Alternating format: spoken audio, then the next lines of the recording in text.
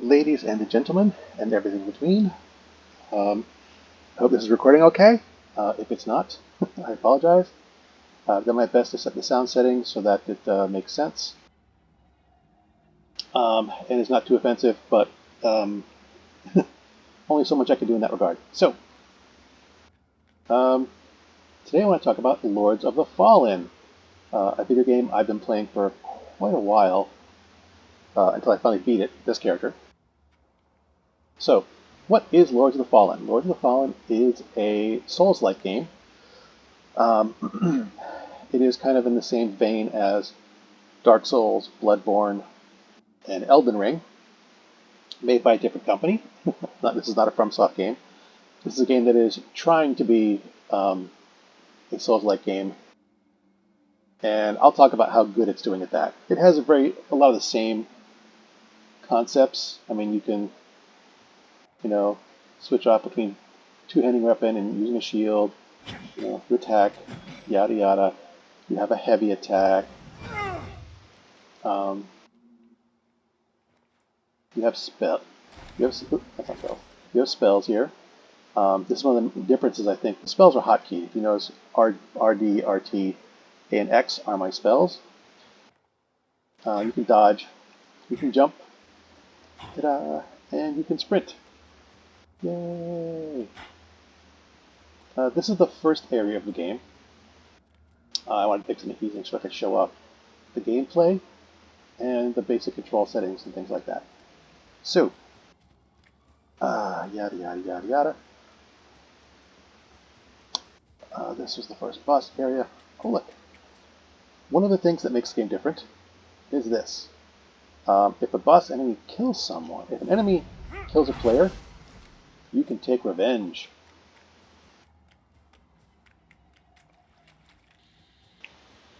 So apparently this dude killed someone.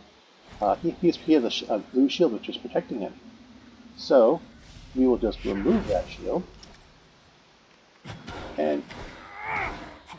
oh, I didn't move the shield. Stop that. I gotta get that little blue doohickey to remove the shield. Come on. Oh, use my butt.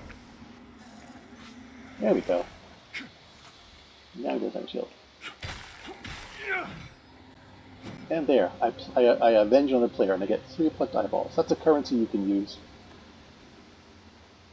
So he's like one of the, this was the first boss arena.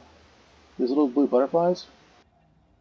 Now that's something I didn't want to talk about right off the bat, but that's something that makes this game different. You notice I have a lamp here that I can use to light up the area. But if you notice, things look a little different with the lamp. You notice, oh look, there's something here. So you can use the lamp to look at that's the umbral realm. You can use the lamp to look into the umbral realm and see stuff. For example, go over here, you'll notice there's kind of a bridged area, like the cliff ends here, but if I wanted to, I can use the umbral realm to walk down the cliff. Now if I let the lamp go, I will fall and die. I don't want to do that. I'll go back here to do this thing. Now you can enter into the umbral realm completely by hitting the X button, because I'm using the controller. And you have these little visages. These are leftover echoes of things that have happened. You can use the lamp to display what these leftover images are for. Light Reaper battling Yorwalo, the Cursed Knight. Cool. So if you notice, now that we're in the Umbral Realm, things are decidedly... oh, I got 2 Umbral Scourings. I guess I've never watched that before. Huh. That must be new, because I know I've been through it before in the Umbral Realm. Every time you watch a new one of these little echoes in the past, you get Umbral Scourings, which is another type of currency you can use to buy stuff with. So, going back around, running around. As I mentioned, like, see, there's a bridge here. This bridge was not here in before, and there was items over there.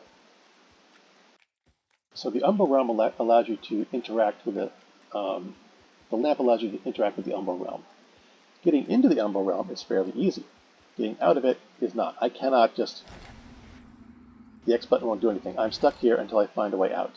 So, but I can use this to move this little platform over to here. And the Umbral Realm is nice and spooky.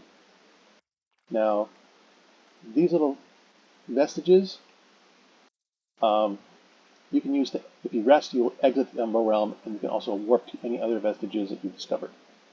Now, unlike other Souls games, there are very, very few of those. Let's run around and do some more stuff. Another one, but I know I've seen that one before. Watch that one plenty of times. Just be on the safe side. There's the arena you were just in.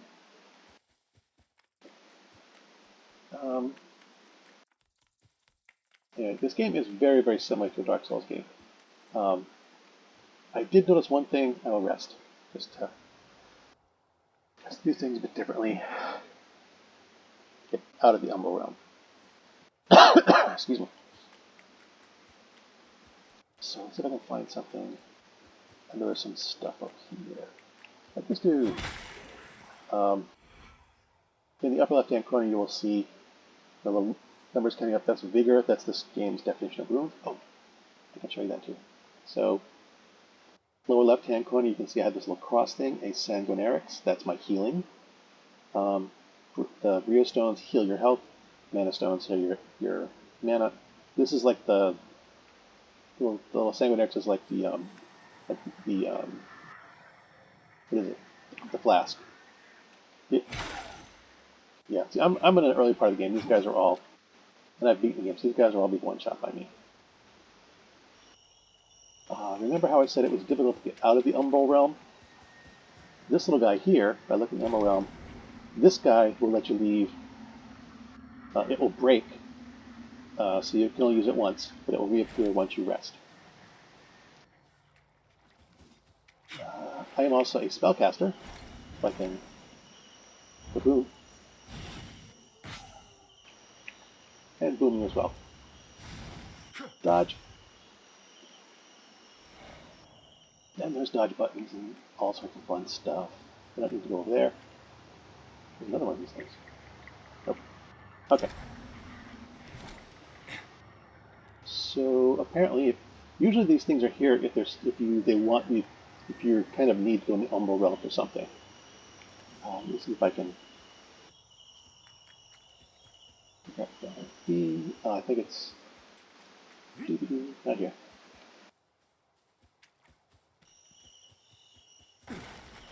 There. This way. This guy is kind of a beast.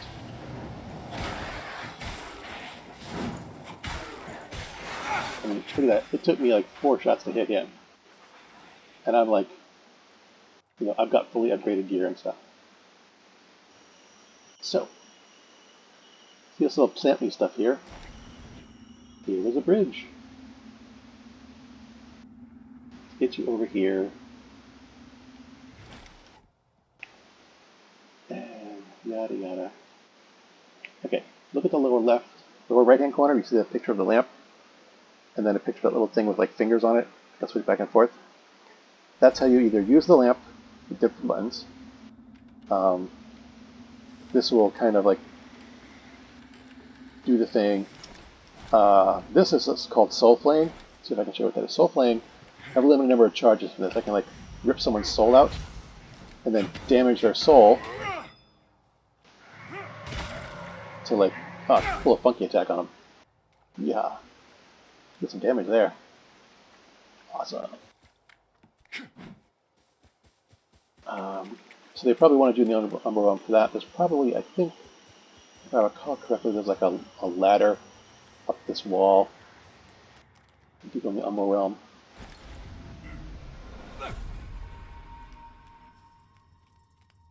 Yes, maybe so. And not really. Not a big deal.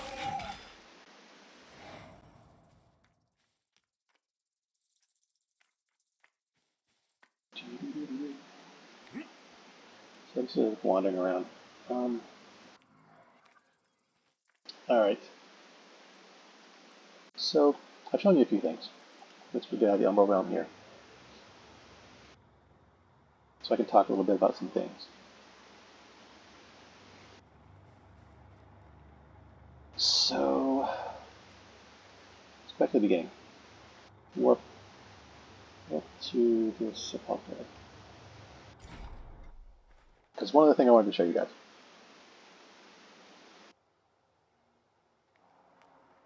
This is the area that we started in.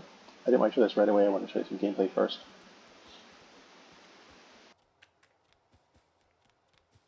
At every boss room and at other locations, I was looking for one. This little field of flowers here.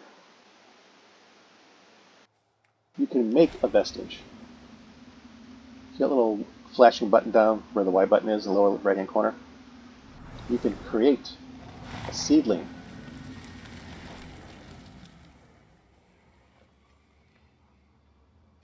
Well, yeah, this is a seed. This is a vestige seedling. It's kind of an anchor growing from a vestige seed. So this acts like, you can rest here, you can level up, multiplayer, medium plus, that kind of stuff. However, these are limited. You need a seed for that. I have a lot of seeds. Now, I got these by kind of farming by accident.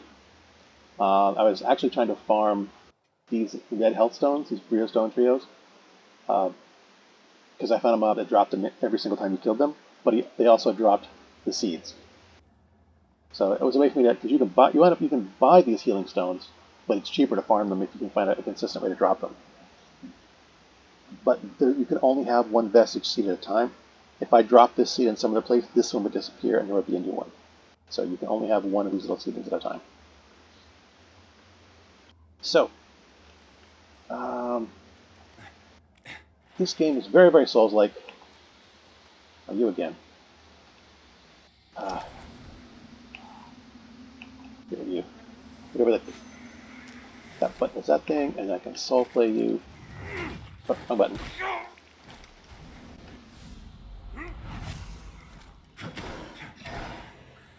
It stuns him, and he's dead now. So, what do I want to say? This game is very gothic and gritty and bloody.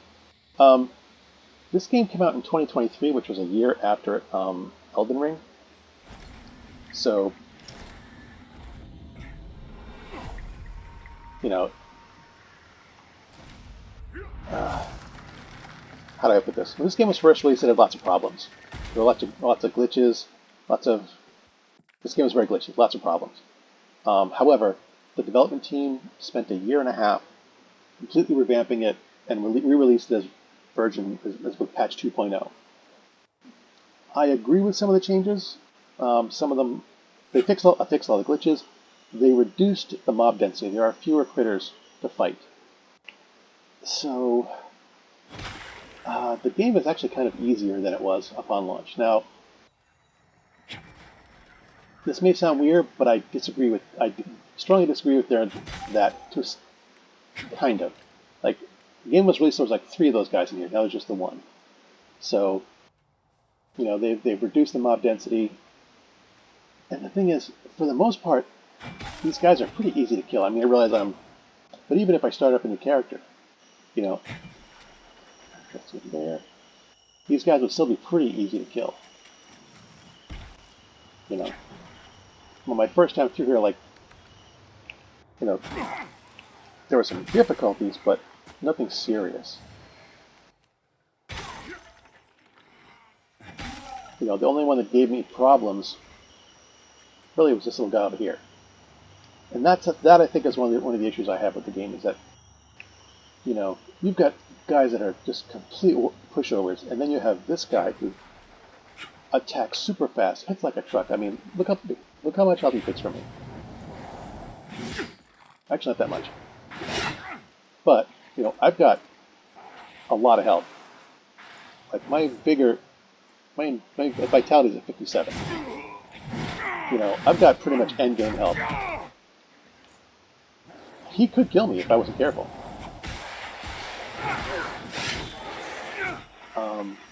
But, you would counter with these. That's the thing. You've got guys like that, sprinkled in. So you're like trotting along, doing some stuff. So there's not a lot of I would consider this guy like a mid-game, mid-tier. He's a tutorial. They give he's supposed to be easy to beat. He's supposed to kind of stand there and give you a chance to like do a heavy attack, like a big power attack. Boom. So you've got these guys that are, you know, brutal, mixed in with guys who are pushovers. So, you know, it's really difficult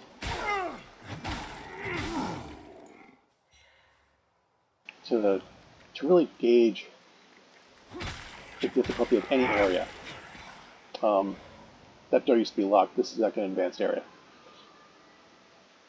And this area you can only get by if you use your... There's a door you can open. Oh no, I've got to be in the Umbral Realm to open it. Little gimmicks like this. I like these little things, the little touches. Doors you can only open when you're in the Umbral Realm.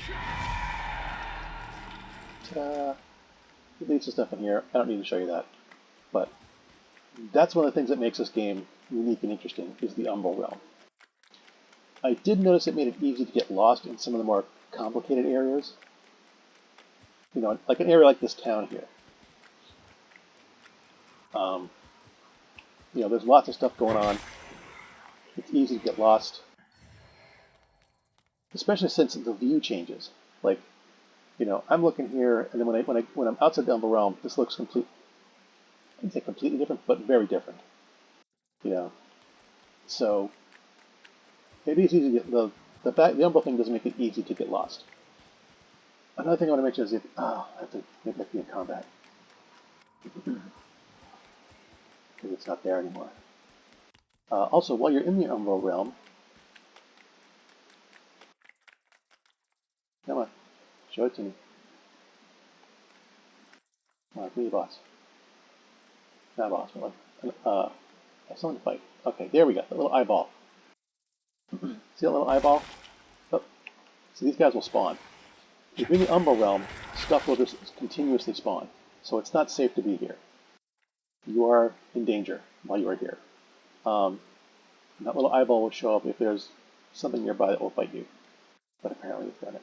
But that eyeball, there's like a little circle around the eyeball. It's like a gauge that fills up. Gotta find something else to fight here. Come on. Oh, stairway. Got it.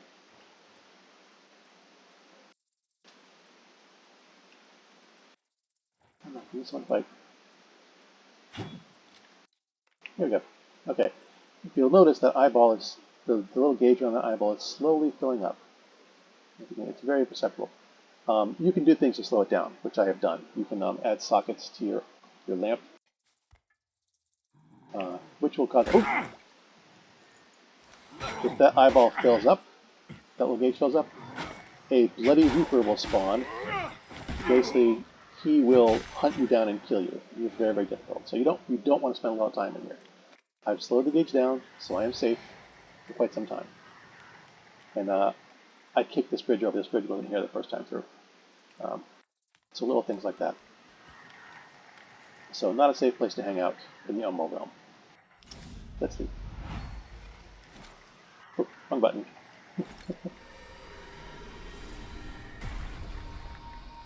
All right. So the Umbral Realm makes this game unique. It's a very different thing from any of the other, you know, oh look, this river is here. I can walk through it now because Umbral Realm, yeah, having the Umbral Realm, the Umbral Lamp, makes this very different from a lot of Soul games. It adds an interesting mechanic.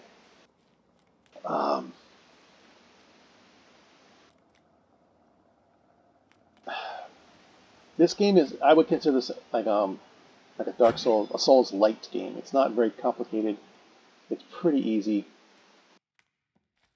There were only a couple bosses I had a lot of time with. Like I said, there were some mobs.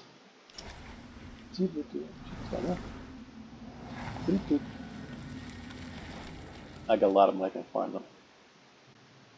This door was locked on my first time through, but I found a key to open it. This is the main hub of the game. This is where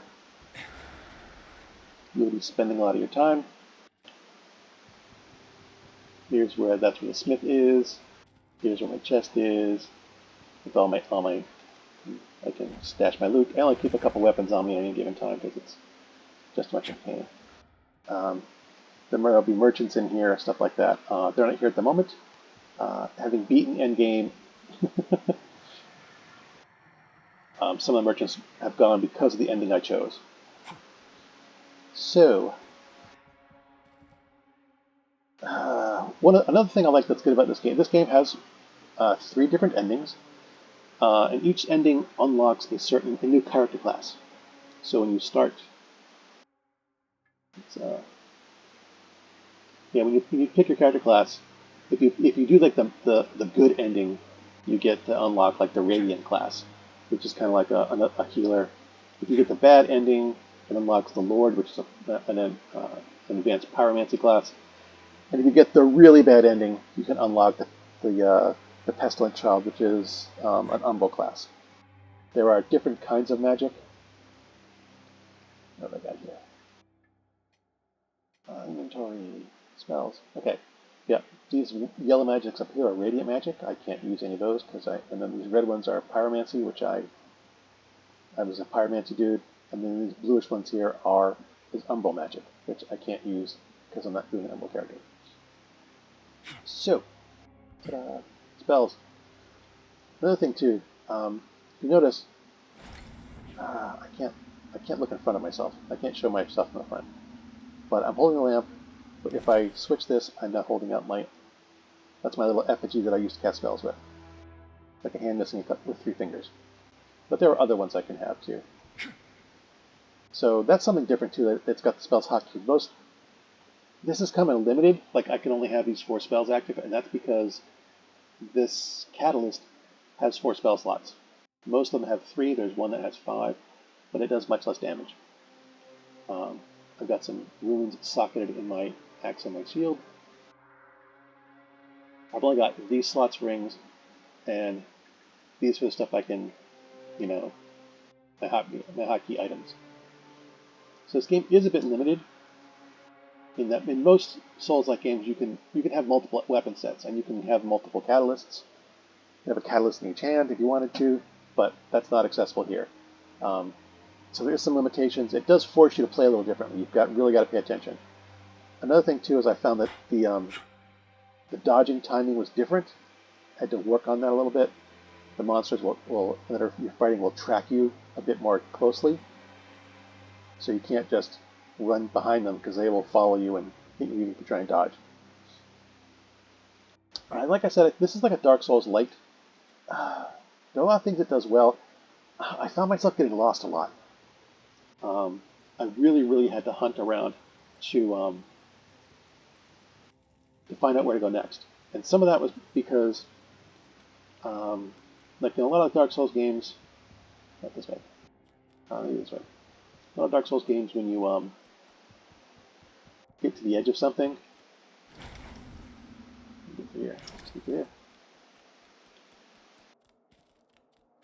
like when you get to the edge, like it looks like I should be able to jump over this, but I can't. I can't kill myself here. That's what you might think that's a good thing, but in a lot of especially Dark Souls games and FromSoft games, if it looks like you can walk somewhere, jump somewhere, you can. The game will let you. But there's a lot of places in this game that looks like you should be able to walk in them, and the game just will not let you. And because of that, I found myself getting stuck because there was an area an area with some debris, like some stuff leaning up against the wall, and it just looked like debris.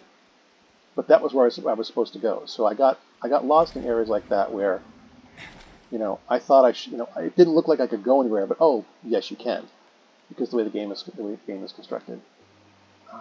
Physically, it's beautiful. It is haunting. I think where it lacks of is I think game difficulty is a bit skewed. They need to tweak it a bit more.